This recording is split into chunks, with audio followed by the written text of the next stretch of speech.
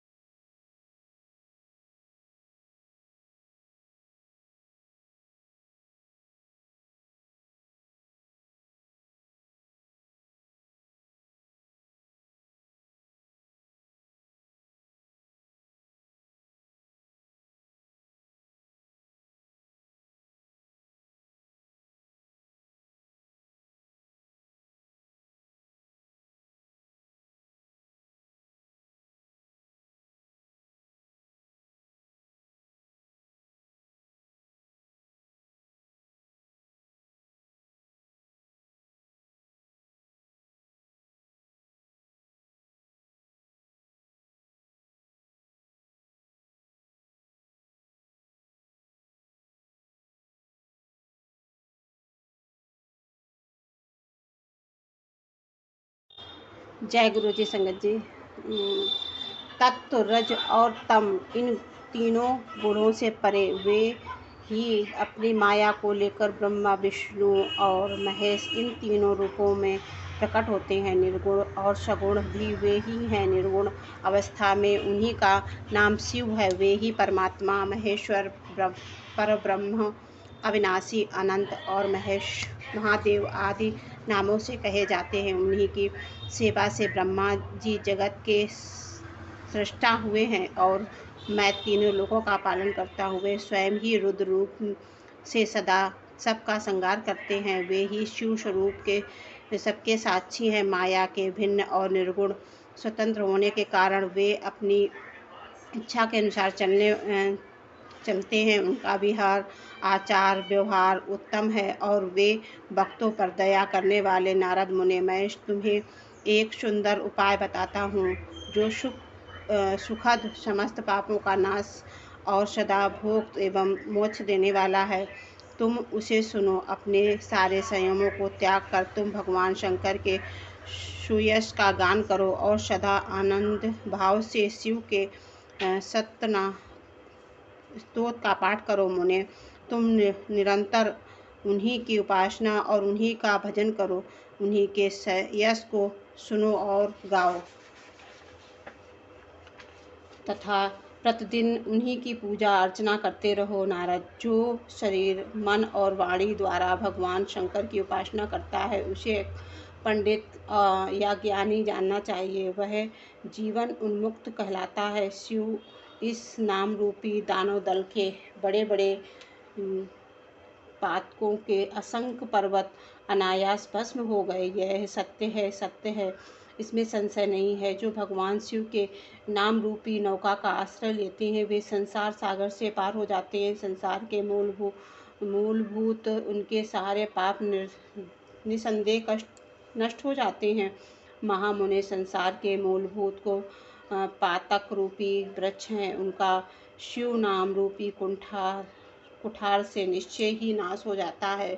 जो लोग पाप रूपी दानव दल से पीड़ित हैं उन्हें शिव नाम वाली रूपी अमृत का पान करना चाहिए। पाप दानव अग्नि से दग्ध होने वाले प्राणियों को उसके बिना शांति नहीं मिलती है। संपूर्ण वेदों का अवलोकन करके पूर्ववर्ती विद्वानों ने यही निश्चय किया है कि भगवान शिव की पूजा की उत्कृष्ट साधना तथा जन्म मरण रूपी संस्कार बंधन से नाश का उपाय है। आज से ही यत्नपूर्वक सावधान रहकर विधि विधान से साथ भक्ति भाव से नित्य निरंतर जगदम्बा पार्वती सहित महेश्वर सदा शिव का भजन करो। नित्य शिव की कथा सुनो और कहो तथा अत्यंत यत्न करके बारंबार शिव भक्तों का पूजन किया करो। मुनि श्रेष्ठ, यदि अपने हृदय में भगवान शिव के उज्ज्वल चरण बिंदुओं की स्थापना करके पहले शिव के तीर्थों में विचरो। मुने, इस प्रकार परमात्मा शंकर के अनुपम महात्म्य का दर्शन करते हुए अंत में आनंदवन काशी जाओ। वह स्थान भगवान शिव को बहुत ही प्रिय है। वहाँ भक्तिभाव से विश्वनाथ जी का दर्शन पूजन करो। विशेषतः उनकी स्तुति वंदन करके तुम निर्विकल्प हो जाओ।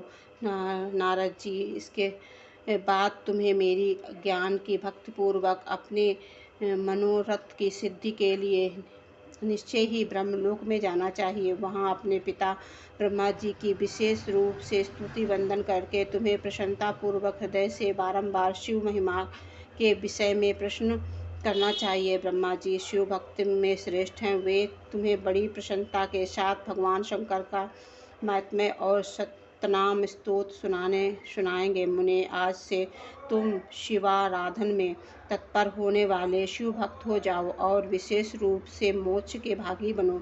भगवान शिव तुम्हारा कल्याण करें। इस प्रकार प्रसन्न चित्त हुए भगवान शिव नारद जी को प्रेम पूर्वक उपदेश देकर श्री शिव का स्मरण कर वंदन और स्तवन करके वहाँ से अंतर्ध्यान हो गए। जय गुरु जी। शुक्राना गुरु जी। आगे का अध्याय संगत जी कल होगा। नारद जी का शिव तीर्थों में भ्रमण, ये संगत जी कल अध्याय होगा। और ज़्यादा बड़े अध्याय करने से दिक्कत होती है संगत जी। सभी संगत परिवार को किसी को मतलब प्रेम से सुने, मन विचलित ना हो, इतना ही सुना रही हूँ। इसीलिए शुक्राना गुरु पिता, शुक्राना अनंत कोट, शुक्राना हर एक सांस का शुक्राना। मेरे ऊपर इतने सारे जो कष्ट आ रहे हैं उनको आप अपने ऊपर ले रहे हैं या कटवा रहे हैं गुरु पिता, जैसे भी जो भी है। हे गुरु पिता, आपकी बेटी से जाने अनजाने में भी कोई अपराध ना हो, सभी पर अपनी कृपा दृष्टि करना, सभी को प्रेम स्नेह देना। गुरुपा सभी को अपनी चरण में रखना। और गुरु पिता सभी के बच्चों को स्वस्थ रखना, धन धान्य से सभी भरपूर रहें। जय गुरु जी, शुक्राना गुरु जी, अनंत कोट शुक्राना। जय गुरु जी संगत जी, जय गुरु जी।